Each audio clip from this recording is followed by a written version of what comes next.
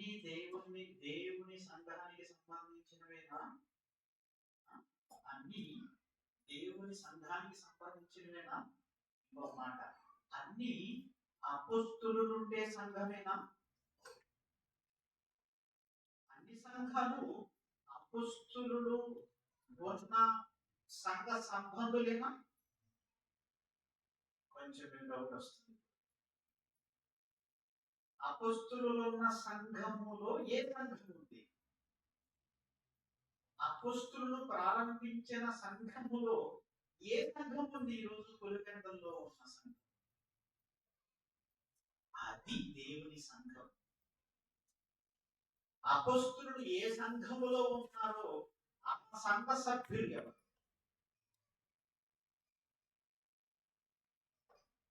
అర్థమవుతుందా? అపోస్తులు ఏ సంఘంలో ఉన్నారు, లేకపోతే ఏ రాజ్య సంబంధులో, ఆ రాజ్యంలో ఎవరున్నారు? మీకు అర్థమైపోయి ఉండాలి ఇప్పటికే. అపోస్తులు ఏ సంఘములో ఉన్నారో ఆ సంఘ సభ్యుడు అవునో కాదో ఒకసారి తెచ్చేసుకోండి. ఆ సంఘ సభ్యుడివి పెంతుకొస్తున్న పండుగ దినమున ఆరంభమైన సంఘ సభ్యుడువా? ఆ సంఘం మీద వెతకండి. ఆ సంఘంలో ఏమున్నట్టున్నాడు? నీతి ఉన్నది. ఆ సంఘములో నీతి ఉన్నది. ఇంకా నీతి అంటే ఏంటో అర్థం కాలేదు కదా, క్లారిటీ రాలేదు కదా. ఇంకొక మాట చూద్దాం. రోమిలకు రాసిన పత్రిక ఇంకొక మాట చూడండి. రోమిలకు రాసిన పత్రిక 14వ అధ్యాయము 17వ వచనం. రోమిలకు రాసిన పత్రిక 14వ అధ్యాయం 17వ వచనం. రోమా పట్టణములో ఉన్న అపోస్తులు ఉన్న సంఘ సభ్యులతో పౌలు గారు చెబుతున్న మాట. రోమిలకు రాసిన 14వ అధ్యాయం 14వ వచనం. దేవుని రాజ్యములో భోజనము పానము, దేవుని రాజ్యములో భోజనము పానం మాత్రమే కాదు. దేవుని రాజ్యములో భోజనము పానం ఏంటి? భోజనము పానం ఏంటి? భోజనం పానం అనగానే అవునండి అయ్య గారు, మనకి ఈ రోజు మధ్యాహ్నం భోజనం తయారు చేశారు, అది భోజనం, తర్వాత మనిషి తర్వాత పానం అనుకుంటున్నారా? దేవుని రాజ్యములో సంఘములో భోజనము, సంఘములో పానం ఏంటి? అర్థమవుతుందా? అర్థమవుతుంది కదా. దేవుని రాజ్యములో భోజనము పానం. ఇంకా కొన్ని వచనాలకి మీరు వెళ్ళిపోయి ఉండాలి ఇప్పటికే. దేవుని రాజ్యములో భోజనం ఏంటి? దేవుని రాజ్యంలో భోజనం ఏంటి? రొట్టె రసం. భోజనమైన పిమ్మట ఆయన పాత్రను ఎత్తుకొని, చూసారా? భోజనమైన పిమ్మట అంటే దేవుని రాజ్యములో భోజనము.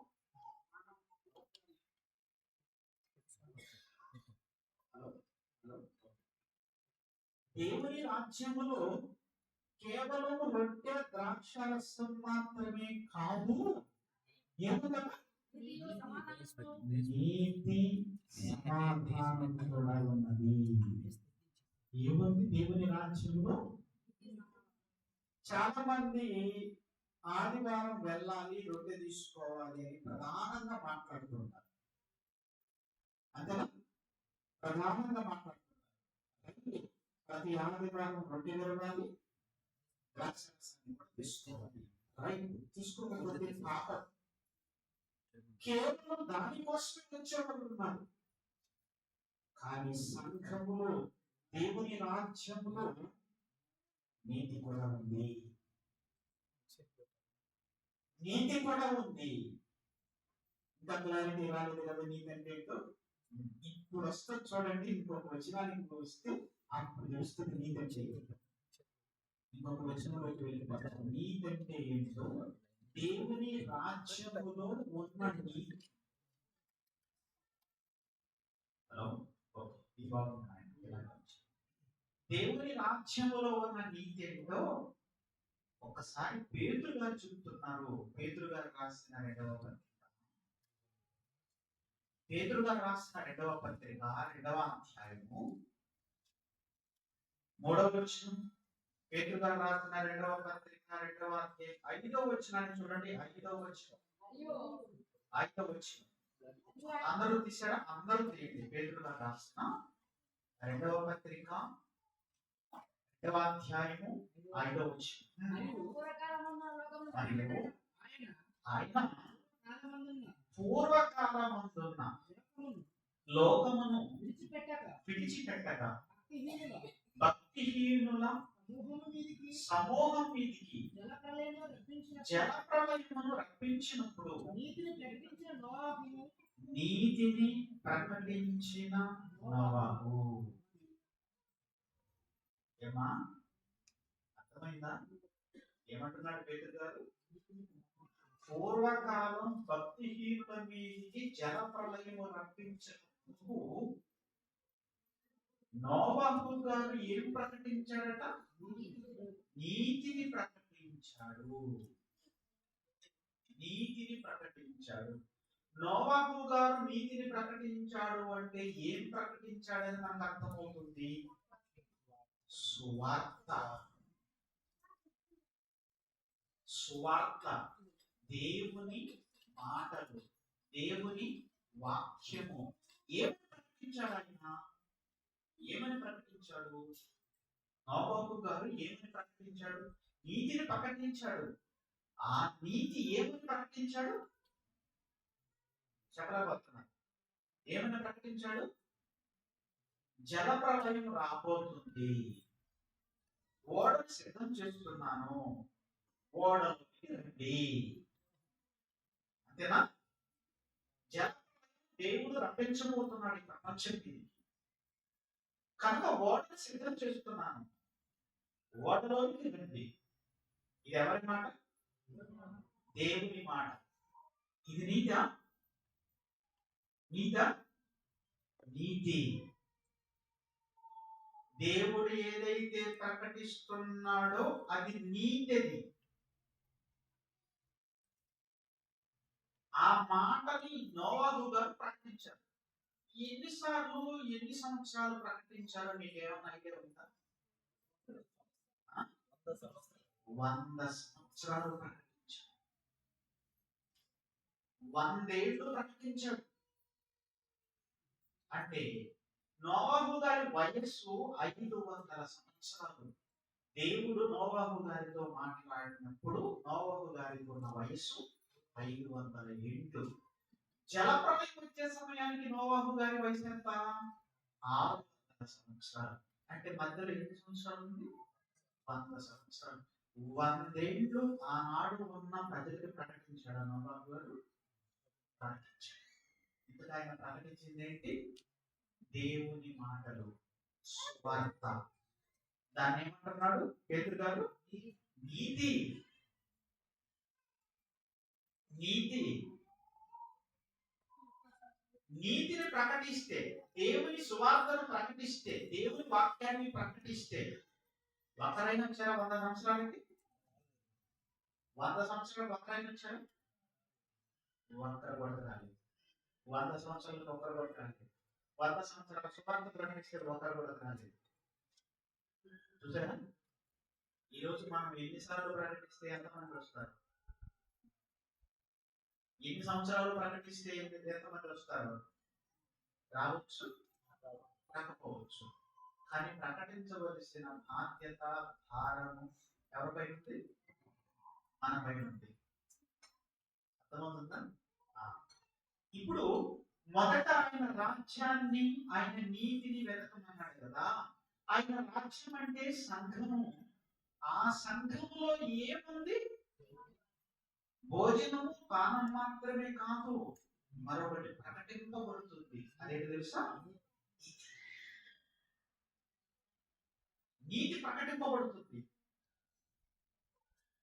ఆ నీతి ఏంటో కొన్ని మాటలు మీకు జ్ఞాపకం చేస్తాను, మీరు కూడా ఆలోచించండి. బైబిల్లో దేవుని మాటలు సమస్తం ఇప్పుడు అందులో స్త్రీలను ఎలా ఉండాలి, పురుషులుగా ఎలా ఉండాలి, యవనస్తులుగా మీరు ఎలా ఉండాలి, చిన్నపిల్లలుగా మీరు ఎలా ఉండాలి, వివాహమైన దంపతులు ఎలా ఉండాలి, కుటుంబమైన తర్వాత కుటుంబంగా మీరు ఎలా ఉండాలి, పెద్దల పట్ల ఎలా ఉండాలి, సేవకుల పట్ల ఎలా ఉండాలి, సంతస్తుల పట్ల ఎలా ఉండాలి, బయట వాళ్ళ పట్ల ఎలా ఉండాలి, ఇవన్నీ కూడా దేవుడు చెప్పాడా చెప్పలేదు? చెప్పాడా? ఆ చెప్పిందే నీతి. భార్య భర్తలు ఎలా ఉండాలో చెప్పింది ఏంటి? నీతి. ఇది నీతి, మీరు ఇలా ఉండాలి, ఇది నీతి. సహోదరుల పట్ల ఎలా ఉండాలో చెప్పాడా? ఇది నీతి, మీరు ఇలా ఉండాలి, ఇది నీతి, ఇది నీతి. సంఘములో సంఘస్థుల కోసము బోధిస్తున్న బోధ దేవుని బోధ, దేవుడు చెప్పిన మాటలు అవన్నీ కూడా. సంఘస్థులు ఎలా ఉండాలో దేవుడు చెప్పిన మాటలే నీతి. మీకు అర్థమైపోయి ఉంటారు ఇప్పటికే. అవన్నీ కూడా జరిగించాలి, అది నీతిని జరిగించడం. అలాగే భార్యాభర్తల ధర్మ విధులు రాశారు, తెలుస్తుంది మీకు? భార్యాభర్తల ధర్మ విధులు. వివాహమైన తర్వాత భార్యాభర్తల మధ్య ఉండవలసిన మంచి ప్రేమాప్యాయత, సత్యత, సమాధానం, విలువ కలిగినవన్నీ కూడా. అవన్నీ కూడా దేవుడు ఎంత బాగా వర్ణించాడు బైబిల్లో. మత గ్రంథం అని ప్రకటన పెట్టారు లోకంలో ఉన్న మనుషులు. కానీ బైబిల్లో వ్రాయబడిన సంగతులు మనిషి జీవితంలో తను ఎలా బ్రతకాలో ప్రతి విషయాన్ని వ్రాయించి భద్రం చేశాడు దేవుడు. ఇది మతం ఎలా అవుతుంది? ఇది మతం ఎలా అవుతుంది? దేవుని నీతి గ్రంథం ఇది.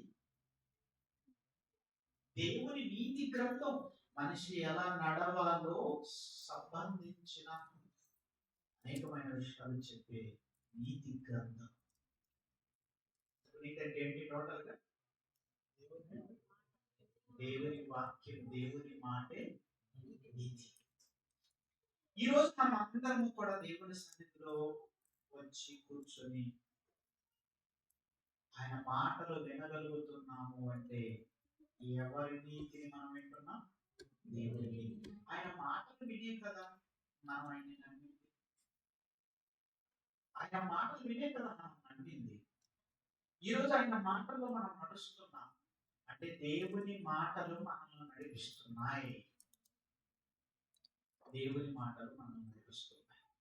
ఓకే, టోటల్ గా నీతి అంటే దేవుని వాక్యం. ఓకే, ఇప్పుడు యేసుక్రీస్తు వారు అన్న మాటని జ్ఞాపకం చేసుకోవడం ఏమన్నాడు?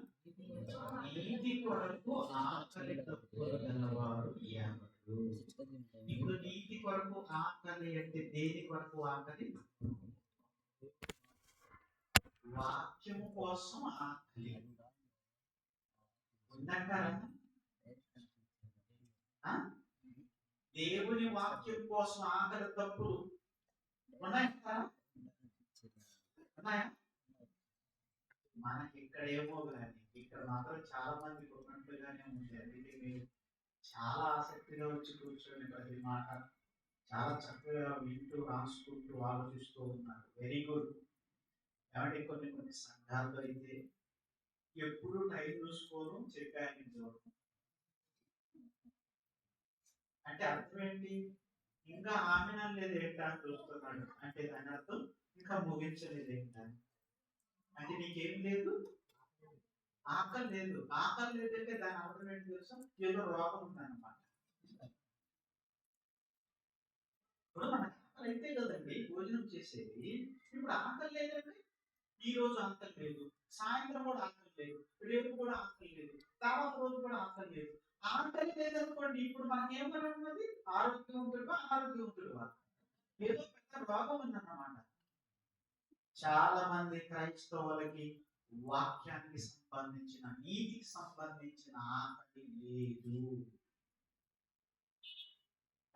ఆకలి లేదు, దప్పిక లేదు, వాక్యం వినాలన్న మనసు లేదు. వచ్చామా ఒక 5-10 నిమిషాలు కూర్చున్నామా, ప్రార్థనలో ఏకీభవించామా, కానికించామా, వెళ్ళిపోయామా, అంతే. చూసారా ఎలా మారిపోయారు? వాక్యం ముద్దు వీళ్ళకి. అందుకే పెద్దలు కూడా, సంఘంలో ఉన్న పెద్దలు కూడా వాక్యం చెప్పనివ్వరండి. వివాహానికి చాలా వివాహాలకు వెళ్తూ ఉంటాం కదా, వివాహాలకు పెళ్లి కొడుకు పెళ్లి కూతురు వచ్చి వేదిక పైన కూర్చునేది ఆలస్యం. సరే కాసేపు అయినా వాక్యం చెప్పి వాళ్ళని బలపరుస్తాము, ఆలోచింపజేద్దాం, వాళ్ళ వివాహ దాంపత్య జీవితం చక్కగా నడిపించుకోవడానికి మంచి ఆలోచనలు మనం చెబుదామని కూర్చుని నిలబడ్డామా, మనం నిలబడిన 5 నిమిషాల తర్వాత అయిపోయింది ముగించేసేది వద్దా. అయితే ఇప్పుడు ఏం చేయాలి? భోజనాలు ఉన్నాయి, భోజనాలు వచ్చాడు. ఇక అక్కడ చూస్తే మామూలుగా ఉండదండి బాబు. కుర్చీ వెనకనే ఉంటాడు ఒకడు, మనం కుర్చీలో కూర్చొని ఉంటే వెనకనే ఉంటాడు ఒకడు. వాడు కూర ఏమండి కర్రీ చేస్తారు కదా, అన్నం పెడతారు కదా, ఈ పెట్టిన కానించి వీడు ఎప్పుడు ముగిస్తాడా అని చూస్తుంటాడు. ఎప్పుడు తృప్తిగా తిన్నప్పుడే ఎంత ఆకలితో ఉన్నాడు చూడండి. ఇక్కడ చూడండి ఎంత ఆకలితో ఉన్నాడు. మీకు విషయం చెప్పంటారా? వాక్యం వినటానికి మీటింగ్ రమ్మంటే రాదు, కానీ భోజనానికి రమ్మంటే మాత్రం పరుగు తీసుకుని వస్తారు. ఎందుకు? ఏ ఆకలిది? శరీర సంబంధమైన భోజనం కోసం ఎంత దూరమైన వెళ్తారు. మాకు ఒక ఆయన ఉన్నాడండి, అన్నసరి మీటింగ్ రమ్మంటే రాడు, కానీ పెళ్ళికి పిలిస్తే మాత్రం ఎంత దూరమైన వెళ్ళేస్తాం. ఇక చూడాలని దగ్గర భోజనం దగ్గర ఒకటి వెనకనే ఉంటాడు, వాడనుకుంటూ ఒకడు ఉంటాడు. మన వేరే మాకు తెలిసిన వాళ్ళు భోజనానికి పిలిస్తే వెళ్తేను ఎవరు ఒక కుర్చీకి 4 నిలబడి ఉన్నారండి. చూసి వెనక్కి వచ్చాను నేను. ఒక కుర్చీకి ఆల్రెడీ కూర్చొని ఉన్నాడు, అప్పుడు వెనక 4 ఉన్నారు లైన్ లో. ఇప్పుడు నేను నిలబడి తినేవాడిని, ఇప్పుడు నాకు ఏం కావాలి? ఆ కుర్చీలో కూర్చోబెట్టి ఇప్పుడు తినాలా?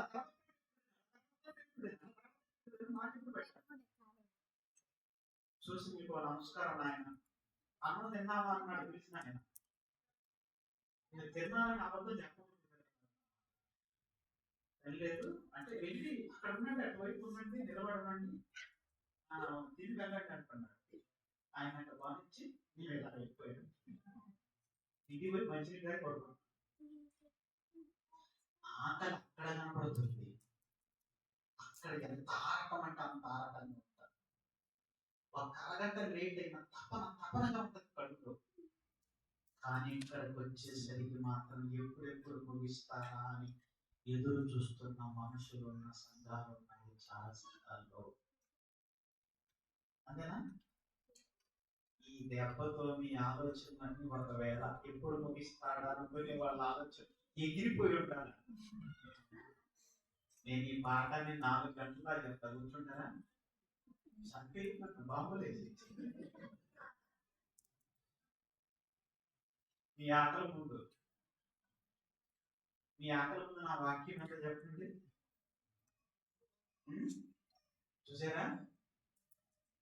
నీతి కొరకు ఆకలి తప్పు, నీతి కొరకు ఆకలి తప్పు. వాక్యం కావాలని ఎదురు చూసే తపన కలిగి ఎదురు చూసేవాళ్ళు.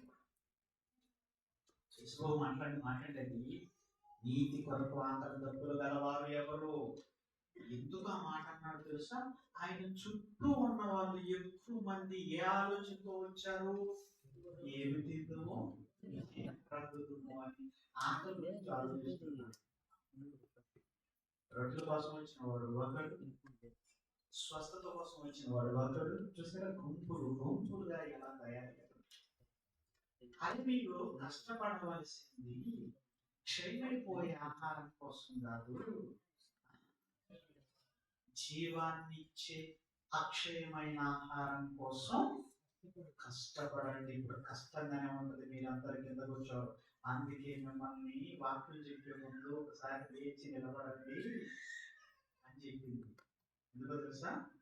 కింద కూర్చొని వినడం కష్టంగానే ఉంటుంది. మనం తింటున్న ఆహారం మంచిది కాదు, ఓపిక ఉండదు, కాసేపు కూర్చునే శక్తి ఉండదు.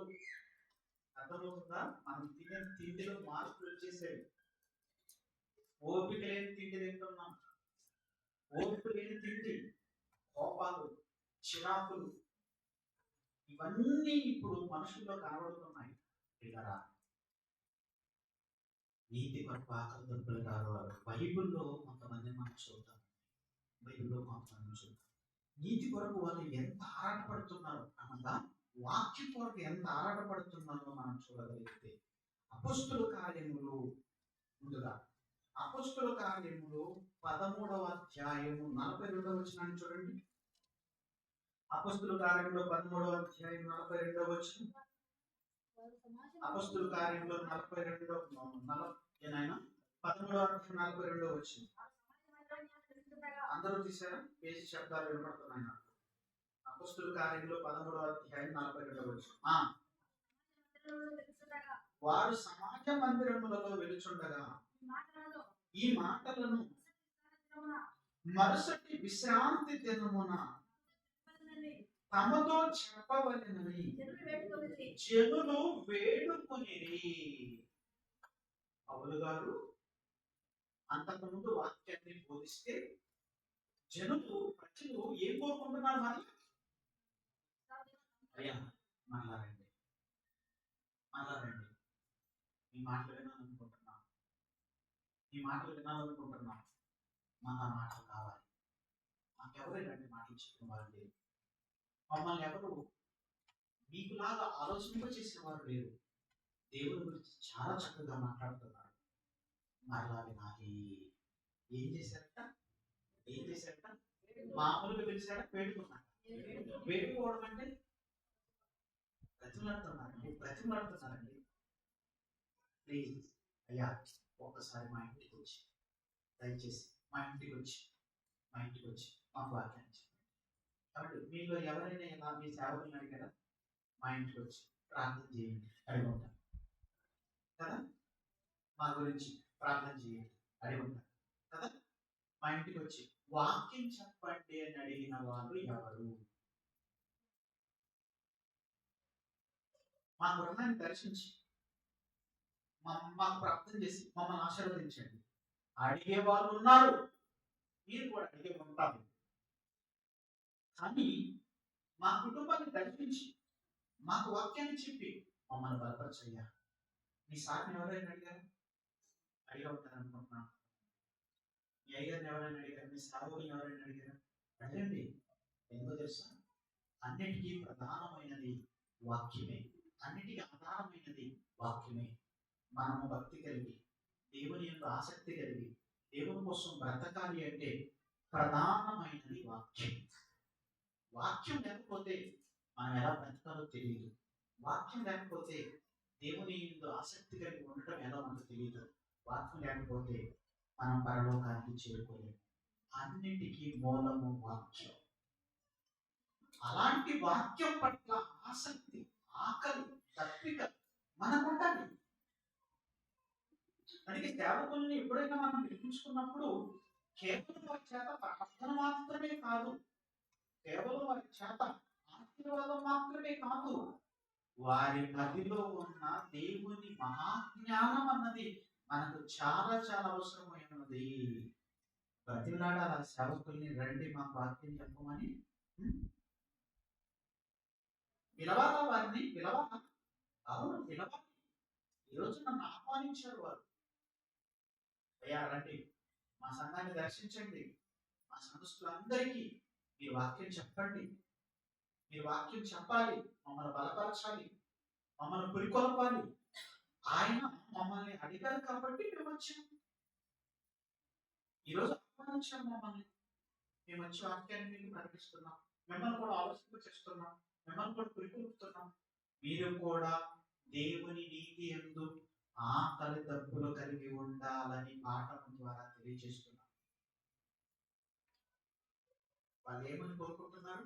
అయ్యా మళ్ళా రండి, అయ్యా మళ్ళా రండి, మా వాక్యం చెప్పండి, మాకు వాక్యం కావాలి, మా జీవితాలు మార్చుకోవాలి, దేవుని కోసం ఉన్నతంగా బ్రతకాలి, మేము కూడా మరొక జీవితంలో పట్టు పెట్టాలి, మేము కూడా దేవుడు నా పరలోకంలోకి వెళ్ళాలి. అయ్యా చూసారా ఎలా వేడుకుంటున్నారు?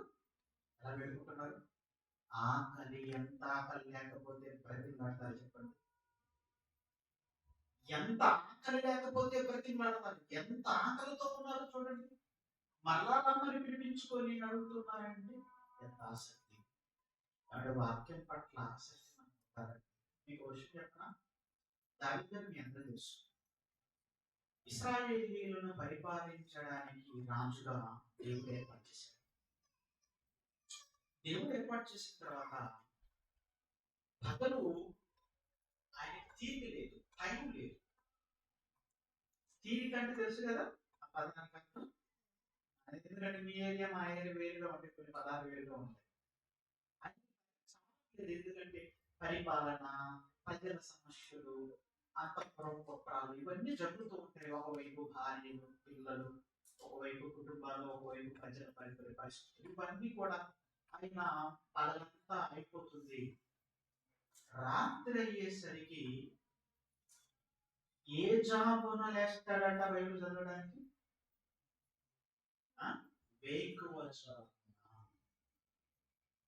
వేకువజామున లేచి చిన్న దీపాన్ని వెలిగించుకొని ఆ దీపం ముందు ధర్మశాస్త్రాన్ని పెట్టుకొని చదువుకుంటూ ఉండేవాడు. ఆనందించేవాడట, ధర్మశాస్త్రమందు చదువుకొని ఆనందించేవాడట. కాబట్టి దావీదు గారికి సమయము దొరకక నిద్రపోవాల్సిన సమయంలో దేవుని వాక్యాన్ని ముందు పెట్టుకొని చదువుతున్నాడంటే ఎంత ఆసక్తి, ఎంత ఆకలితో ఉన్నారో ఒకసారి ఆలోచించండి. దేవుని నీతి కొరకు మర్చిపోవద్దు. దేవుని నీతి కొరకు ఎంత ఆకలితో ఉన్నాడో చూడండి. అలాగే మరొక ఆయన చూపిస్తాను చూడండి, మరొక ఆయన అపోస్తలుల కార్యములు 8వ అధ్యాయము, అపోస్తలుల కార్యములు 8వ అధ్యాయము 27వ వచనం నుండి 27వ వచనం. అపోస్తలుల కార్యములు 8వ అధ్యాయం 27వ వచనం నుండి.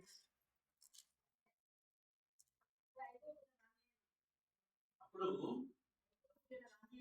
ఐగుప్తు రాణి అయిన కందాకే క్రింద మంత్రి ఆమె యొక్క ధనాగారమంతటి మీదనున్న ఐగుప్తీయుడైన నపుంసకుడు ఆరాధించుటకు యెరూషలేమునకు వచ్చి ఉండెను. ఎక్కడి నుంచి ఎక్కడికి వచ్చాడట? ఇంకో మాటలో ఉంది, భూ దిగంతముల నుండి అని ఉంటుందండి. వాళ్ళ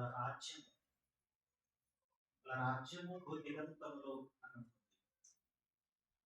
అక్కడి నుంచి ప్రయాణం చేసుకుంటూ వచ్చాడు దేవుణ్ణి ఆరాధించడానికి. ఎక్కడ వచ్చాడు? యెరూషలేము. ఆరాధించాడు, రిటర్న్ అయ్యాడు. రిటర్న్ అయినప్పుడు ఏం చేస్తున్నాడో క్రింది వచ్చినాడు చదవండి. ఏం చేస్తున్నాడు? తిరిగి వెళ్చు తన రథం మీద కూర్చుండి ప్రవక్త అయిన యెషయా గ్రంథము చదవచ్చుండెను. తన దగ్గర ఏముంది? యెషయా గ్రంథం ఉంది. యెషయా గ్రంథం ఉంది, చదువుతున్నాడ. ఇప్పుడు మనం ప్రయాణం చేస్తూ ఉంటాం. మన ప్రయాణంలో మనం ఏం చేస్తాం చెప్పండి? ఇప్పుడు ప్రజెంట్ ఇప్పుడున్న పరిస్థితుల గురించి చూసుకోండి. ఏం చేస్తుంటాం? మన ముందు ఒక సెల్ ఉంటుంది, ఇంకా దాన్ని ఓపెన్ చేసినామంటే మామూలు ఉండదు. తల దినేసేదాకా, నరాలన్నీ టైట్ అయ్యేదాకా, కళ్ళన్నీ మంటలెక్కేదాకా, చూస్తూ చూస్తూ అలసిపోయేదాకా చూస్తూనే ఉంటాం. ఎవరు ఖాళీగా ఉండరే? సెల్ చూస్తావా? ఎంతసేపు? జర్నీ మొత్తం, మొత్తం రాత్రి చూడాలి. నేను ప్రొద్దుటూరు నుంచి పులివెందరు దాకా చూస్తూ ఉంటే అందరూ సెల్లు చూసేపట్లోనే ఉన్నారు. ఎంత ఆకలో చూడండి సెల్లు పని, ఎంత అక్కలో చూడండి. అది లేకపోతే బ్రతకలేమన్నట్లుగా ఉన్నారు ఈ రోజు. భార్య లేకపోయినా బ్రతుకుతారు, సెల్ లేకపోతే చెప్పంటారా? కొత్తగా పెళ్ళైన వాళ్ళకి భార్య వారం రోజులు లేకపోయినా దిగులు లేదు, వీడికి సెల్ అవుతుంది. మొదటి భార్య ఎవరు? అది సెల్ తాళి కట్టాడు, దాన్ని వదలడు, దాన్ని వదలడు. ఇప్పుడు ఇంకొక ఆవిడ దాన్ని పెట్టాడు, ఆమెనైనా వదిలేస్తాడు. కానీ సెల్లు లేకపోతే మాత్రం అస్సలు ఉండదు. బ్రతకలేమన్నట్లుగా ఉన్నారు. అందుకే మీ పిల్లలకి సెల్లు తీసిచ్చారు కదా, సెల్లు తీసి 1 గంట దాచిపెట్టండి, ఇంట్లో పరిస్థితులు ఎలా ఉన్నాయో చూడండి. చిట్టి పదాడికి పట్నాయి పడతాడు, పట్నాయి పడతాడు, పడతాడు ఖచ్చితంగా. నేనే దాచిపెట్టాను మీకు ధైర్యంగా అవతారం ఆడకుండా, నాకు తెలియదు అనకుండా నేనే దాచిపెట్టాను రా అని చెప్పు. ఎట్లుండదో చూడండి. రణాటం కాదు, ఇంట్లో భూకంపం రాదు, గందరగోళం. అంత పిచ్చిగా దాన్ని ప్రేమిస్తున్నారు. ప్రమాదం వద్దు. ప్రయాణంలో నపుంసకుడు తిరిగి వెళుతున్నప్పుడు యెషయా గ్రంథాన్ని చేతపట్టుకొని చదువుకుంటూ వెళ్ళిపోతున్నాడు. ఎంత ఆసక్తి, ఆకలి లేకపోతే నపుంసకుడు యెషయా గ్రంథాన్ని చదువుతాడు. ఇదంతా ఎవరు చూస్తున్నాడు? ఆయన చూస్తున్నాడు. ఇదంతా చూస్తాడా? చూస్తాడు. ఏం చేస్తున్నావు, ఏం ఆలోచిస్తున్నావు అంతా చూస్తాడు.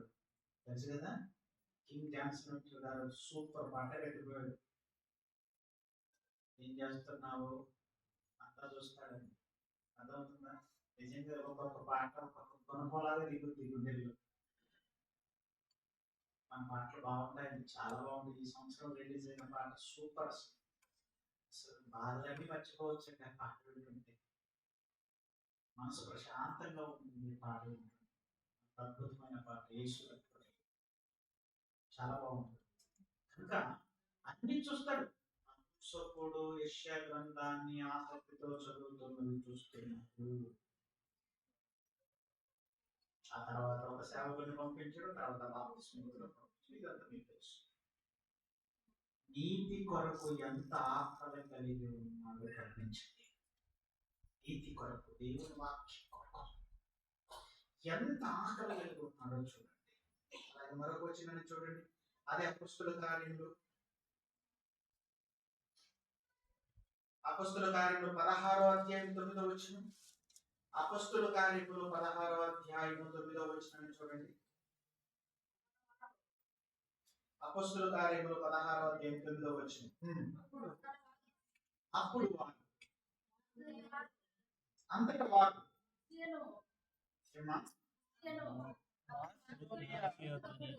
అప్పుడు మాసిదోనియా దేశస్థుడు ఒకడు నిలిచి, నీవు మాసిదోనియాకు వచ్చి మాకు సహాయం చేయమని తనను వేడుకొనుచున్నట్టు రాత్రి వేళ పౌలునకు దర్శనము కలిగెను. ఒక దర్శనం వచ్చింది. దర్శనంలో ఒకడు పౌలు గారిని వేడుకుంటున్నాడట. ఏమని వేడుకుంటున్నాడు? మాకు సహాయం చేయి.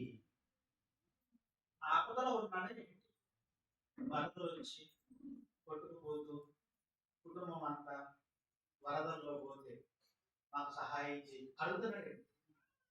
భూకంపం వచ్చి ఇల్లంతా కూలిపోయి భోజనం పెట్టేవాళ్ళు లేక ఇబ్బందుల్లో ఉన్నారని సహాయం అడుగుతున్నాడా? రాత్రి వేళ మాసిదోనియా దేశస్థుడు ఒకడు వచ్చి పౌలు గారికి సహాయం చేయమని అడుగుతున్నాడు అంటే ఏం సహాయం చేయమని అడుగుతున్నాడు? గమనించాడు. ఏం సహాయం చేయమని అడుగుతున్నాడు? మనీ ఏమన్నా కావాలా? బట్టలు ఏమన్నా కావాలా? భోజనం ఏమన్నా కావాలా? ఏం కావాలి? ఆయనకి ఏం కావాలా? మాసిదోనియా దేశస్థుడికి ఏం కావాలి? ఇంతకీ ఏం కావాలంట? దానికి సహాయం కోరుతున్నాడు, సేవకుని సహాయం కోరుతున్నాడు. ఇంతకు ఏం కావాలో వాళ్ళకి అవసరమైన దాన్ని ఏమి ఇచ్చాడో తీసుకోండి. అతనికి ఆ దర్శనము కలిగినప్పుడు వారికి సువార్త ప్రకటించుటకు దేవుడు మమ్మల్ని పిలిచి ఉన్నాడని నిశ్చయించుకుని వెంటనే మాసిదోనియాకు వెళ్ళిపోయి సువార్తను ప్రకటించాడు. ఇందుకు మాసిదోనియా దేశస్థుడు మాకు సహాయం చేయమని కోరుతున్నది ఏంటి? ఏం కావాలని కోరుకుంటున్నాడు? మాకు వాక్యం చెప్పండి, మాకు వాక్యం చెప్పండి, మాకు దేవుని గురించినటువంటి సువార్తను ప్రకటించండి, మాకు సహాయం చేయండి, మాకు సహాయం చేయండి, మేము బ్రతుకుతాం, మాకు అంత అన్నం పెట్టండి, ఆకలితో ఉన్నాం, అంత భోజనం పెట్టండి, ఆకలితో ఉన్నాం అని అడుగుతున్నట్టుగా లేదు. అంతేనా? ఆకలితో అలమటించిపోతున్న వాళ్ళు ఆహారం కోసం ఎదురు చూస్తున్నట్టుగా వరదలు వచ్చినప్పుడు చూడండి, ఎక్కడైనా ఇవన్నీ కొట్టుకుపోతాయి, అన్నం వండుకోవడానికి ఉండదు, మొత్తం తగ్గించిపోయి ఉంటాయి, భోజన పదార్థాలు ఉండవు, ఎవరు వస్తారా భోజనం పెడతారా అని ఎదురు చూస్తుంటాడు గుంపులు గుంపులుగా. అంతేనా? అప్పుడు డాక్టర్లో కానీ లేదంటే లారీలో కానీ ఏమిటి పలావ్ ప్యాకెట్, ఆ భోజనం ప్యాకెట్ తీసుకొని వచ్చారనుకోండి, కొట్టుకుంటూ ఆ ప్యాకెట్లు తీసుకొని తిని ఆకలి తెచ్చుకుంటారు. అంత ఆకలితో ఉన్నారా? ఇక్కడ మాసిదోనియా వారు ఎంత ఆకలితో ఉన్నారో చూడండి. మాకు సహాయం చేయండి, మాకు సువార్త కావాలి, దేవుని వాక్యం కావాలి, వాక్యం కావాలి, ఈ వాక్యమే నన్ను బ్రతికించేది, నాకు ఆహారం కావాలి, ఆకలితో ఉన్నాను. చూసారు? ఎందుకంటే ఏమంటే ప్రతి మనిషిని దేవుడి కోసం నడిపించేది దేవుని వాక్యమే. అందుకే వాక్యం కావాలని దర్శనంలో కనబడితే పౌలు గారు వెళ్ళి సహాయం చేసేటట. వీళ్ళు చేసిన సహాయం ఏంటి చెప్పండి? వాక్యం ప్రకటించండి, వాక్యం ప్రకటించారు. అందుకే అనేక ప్రాంతాలకు వెళ్ళి వాక్యం ప్రకటించడం ప్రారంభించాడు పౌలు గారు. వెళ్ళిపోయాడు. ఆ పౌలు గారు ఎన్ని ప్రదేశాలకు వెళ్ళి వాక్యాన్ని ప్రకటించాడో ఆ బైబిల్లో లాస్ట్ నాట్లో ఉంటుందండి, కళ్ళు తిరిగిపోతుంది. అనుభవం ఎన్ని ప్రదేశాలకు వెళ్ళాడు, ఎన్ని ప్రాంతాలకు వెళ్ళాడు, ఎంతమందికి సువార్తను ప్రకటించాడు, ఎంతమందిని సువార్తతో ఆదుకున్నాడు, ఎంతమందిని సువార్త అనే భోజనం లేదా ఆహారం పెట్టి ఆకర్షించాడు. ఎదురుచూపులండి దేవుని వాక్యం కోసం చెప్పేవాళ్ళు లేక ఎదురు చూస్తున్న ప్రజలు ఆ రోజు చాలా మంది ఉన్నారు. కానీ ఈరోజు చెప్పేవాళ్ళు ఉన్న వినే మనసు లేకుండా, అంటే ఆకలి లేకుండా ఉండే ప్రజలు ఈరోజు లేదండి. సంఘాలలో వాక్యం పట్ల ఆసక్తి లేదు, పాటలు ఉంటాయి, ప్రార్థనలు ఉంటాయి, ప్రకటనలు ఉంటాయి, వాక్యం చాలా తక్కువ ఉంటుంది. ఒక మాట అడుగుతాను, వాస్తవం ఆలోచించాలి. బయట సంఘాలలో చాలా మంది నేను కూడా చూశాను. బయట సంఘాలలో పిల్లల దగ్గర పాటల పుస్తకాలు ఉంటాయా, పాటల డైరీలు ఉంటాయా, లేదంటే వాక్యం డైరీలు ఉంటాయా? మీరు చెప్పాలి. పాటల పుస్తకాలు ఉంటాయి, పాటల డైరీలు ఉంటాయి, వాక్యానికి సంబంధించి ఉండదు. సేవకుడు వాక్యాన్ని చెప్పేటప్పుడు రాసుకోమంటాను కానీ, వాక్యాన్ని చదవమంటాను కానీ ఏమి ఉండదండి అసలు. తాను ఏదో చెప్పుకుంటాడు, వాళ్ళు ఏదో వింటే వింటారు, లేకపోతే లేదు. ఆ తర్వాత ప్రార్థనలు, పాటలు, ఇవి మాత్రం బాగా ఇంట్రెస్ట్గా. నేను ఒక గ్రామం కాదండి, ఒక మండలంలో సభ జరుగుతున్నప్పుడు నన్ను ఆహ్వానించారు. నేను చెప్పాలి, వాక్యం చెప్పాలి. ఎన్ని గంటలకు ఇచ్చారో తెలుసా సమయం? రాత్రి 10:30 గంటలకు ఇచ్చాను అసలు. ఈ లోపు ఏం చేశారు? ఎప్పుడు స్టార్ట్ చేశారు తెలిసి 8 గంటలకే స్టార్ట్ చేశారు. 2:30 గంటల సేపు ఏం చేశారంటే పాటలు. ఏంటి ఇంతమందికి పాటలు ఇచ్చావు అని ఆ తల్లిదండ్రులు అడిగితే, వాళ్ళకి ఇస్తే వాళ్ళు ఒప్పుకోరట, వాళ్ళకి ఇస్తే వాళ్ళు ఒప్పుకోరట, వీళ్ళు ఒప్పుకోవాలంటే వాళ్ళకు పడతారు. ఈ లోపు ఇంటి పేరటోళ్ళు బయటకు వచ్చేసారు. ఇంటి పేరటోళ్ళు, ఆ ఇంటి పేరటోళ్ళకి ఒక పాట, ఈ ఇంటి పేరటోళ్ళకి ఒక పాట, ఆ ఇంటి పేరటోళ్ళకి 2 పాటలు, ఇంటి పేరటోళ్ళకి 2 పాటలు. చూసారా ఎలా పాడుతున్నారు? మొత్తం మీద అందరినీ కవర్ చేసేసరికి 2:30 గంట పట్టింది. అప్పుడు నన్ను స్టేజ్ మీద చూశారండి. వాక్యం చెప్పమన్నారు. వాక్యమా వింటారా అని అడిగాను నేను. నిజం చెప్పండి, వింటారా ఈ టైంలో? ఓ వింటామన్నారు. ఏమో మీరు వింటానంటేనే నేను చెప్తాను, వద్దు అంటే చివరి ప్రార్థన చేసి ముగించి వెళ్ళిపోతానని చెప్పమన్నారు. చెప్తూ ఉంటే ప్రారంభంలో కళ్ళు ఇలా పెట్టి చూశారు. ఆ తర్వాత సగం అయిపోయిన తర్వాత కళ్ళు మూత పడుతున్నాయి. లారీ డ్రైవర్కి మూత పడ్డట్టు కళ్ళు అలా మూయినా అలా తెరవడం, అలా మూయినా. అంటే పాటల పైన ఉన్నంత ఇంట్రెస్ట్, పాడాలి అన్నది పాడండి, తప్పు లేదు, వద్దని నేను అన్ను. ఎన్ని పాటలు? 2 3 పాడండి, అంతకన్నా ఎక్కువ ఎందుకు? ప్రజలు వచ్చిన దానికి కదా. రాకపోయినా 2 3 చాలు. మనం చూడండి పాటలు ఎన్ని ఉంటాయి? 2 3 4 5 ఉంటాయి. దేవుడు పాటలు మన సంఘంలో చూడండి, కానీ బయట సంఘాల్లో, బయట సభల్లో మాత్రం వాక్యానికి చోటే లేదు. దేవుని పాటలకే చోటు. ఎక్కువ సమయం వద్దు. దేవుని వాక్యం ప్రకటించాలి, దేవుని వాక్యం ప్రజల్లోకి వెళ్ళిపోవాలి. ఆ మాటలు విని మారు మనసుతో ప్రభువులోకి వచ్చేవాళ్ళు చాలా మంది ఉన్నారు. నీతి కొరకు ఆకలి తప్పులు అన్నవి మనం చదివితే వాక్యం బాగా చదువుకుంటాం, వాక్యం బాగా రాసుకుంటాం, వాక్యం బాగా ఆలోచిస్తాం, వాక్యాన్ని బాగా ప్రకటిస్తాం, ప్రకటింపజేస్తాం. ఓ మాట అడుగుతాను, చివరిగా చేస్తాను. ప్రతిరోజు బైబిల్ చదివేవాళ్ళు చదివేది ఓకే, చాలా తక్కువే కదా. ఇప్పుడు చేతులు ఎత్తలేదు అంటే చదవటం లేదండి. ఒక మాట చెప్తాను తల్లి, బైబిల్ చదవటం అన్నది వాడు చేసుకోండి, ఓకేనా? ప్రతిరోజు టీ తాగడం చెప్పలేదు, ఇది ఒక్కరు కూడా తాగరా అంటే మీరు ఎంత నాకు అర్థమైంది. ప్రతిరోజు టీ ఎలా అలవాటు చేసుకున్నారో బైబిల్ ప్రతిరోజు చదవడం అలవాటు చేసుకోండి. ప్రతిరోజు భోజనం చేసేవాళ్ళు దానికి తిరుగులేదు, ఇంకా 3 సార్లు, అవసరమైతే 4 సార్లు అందులో ప్రతిరోజు బైబిల్ చదవండి. అది వాడుక కావాలి, వాడుక కావాలి. చాలా విషయాలు అర్థమవుతాయి. కనుక ఇదంతా మనసులో పెట్టుకొని ఇప్పుడు మత్తయి సువార్త 5వ అధ్యాయం 6వ వచనం చదవండి. ఇదంతా మనసులో పెట్టుకొని మత్తయి సువార్త 5వ అధ్యాయం 6వ వచనం, నీతి కొరకు ఆకలి దప్పులు గలవారు ఎవరు? నీతి కొరకు ఆకలి దప్పులు గలవారు. మీకు ఆకలి ఉందా? ఆకలి ఉందా? వాక్యం ఆకలి, నీతి కొరకు, దేవుని నీతి కొరకు ఆకలి దప్పులు. వాళ్ళు చూసారా మాకు సహాయం చేయమని ఎలా అడుగుతున్నారు? వాళ్ళు చూసారా ఎలా వేడుకున్నారో సేవకుల్ని? ప్లీజ్ అయ్యా, దయచేసి మా దగ్గర మాకు అర్థం చెప్పండి అయ్యా, ఈ సేవకుల్ని ఎప్పుడు పిలిపించుకున్నా వాక్యం చెప్పించుకోండి, ఆ తర్వాత ప్రార్థన చేయించుకోండి. అర్థమవుతుందా?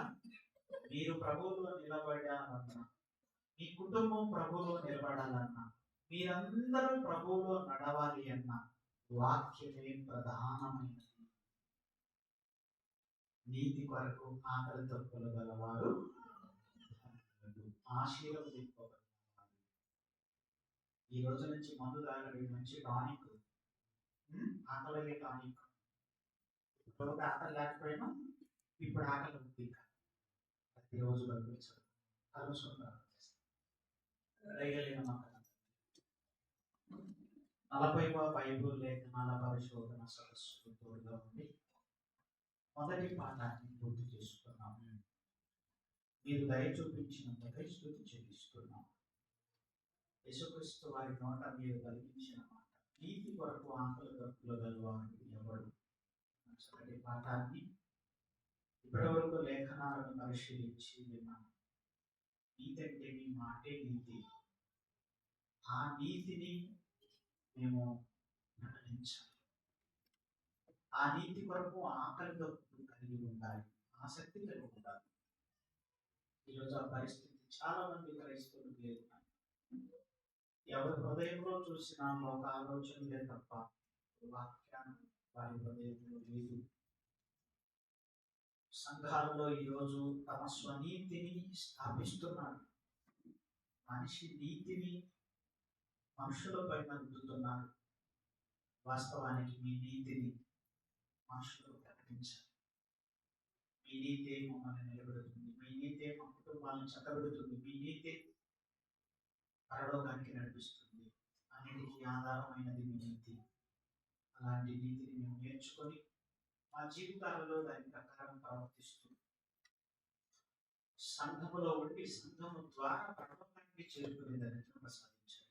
తర్వాత పాఠంలో మాకు తోడుగా నడిపించమని కోరుతూ, విన వాక్యము వ్యర్థమైపోకుండా వాక్య ప్రకారం ప్రతి ఒక్కరూ ప్రవర్తించి దాని ప్రకారం నడిచి పరలోకం చేరుకునే దరిద్రం ప్రసాదించమని ఈ ప్రార్థన యేసుక్రీస్తు వారి పేరిట అడుగుతున్నాము.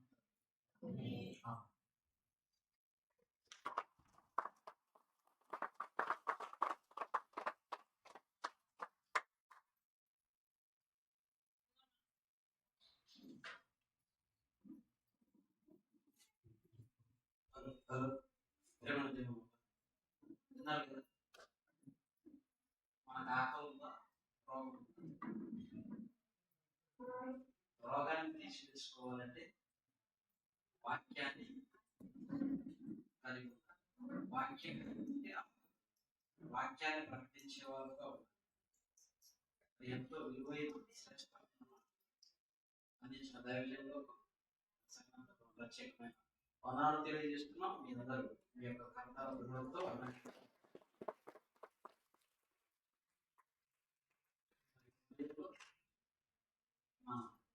పాడించినటువంటి పాట కల్పనతో లోకంలో అన్నటువంటి పాట మమ్మల్ని కలిగి ఉన్నారు. వాక్యమైన పాట లేదని ప్రతి సమయంలో ఆ పాట వేస్తారు. వీడియోస్ అన్ని చూడండి. ఈలో యవనస్తులు వెళ్ళి భోజనాలు సిద్ధం చేస్తారు. ఆ పాట చూసిన తర్వాత భోజనం చేసుకొని మళ్ళా వచ్చి రెండవ పాట యవనస్తులు వెళ్ళి భోజనాలు సిద్ధపరచండి. ప్రతి సమయంలో ఆ పాట చూద్దాం.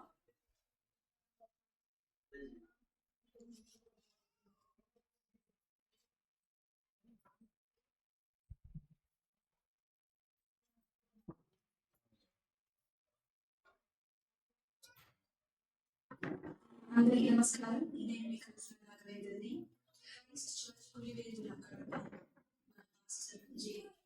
గారు, తర్వాత మన బ్రదర్ గారు మాస్టర్ గారు రాసిన ఒక పాట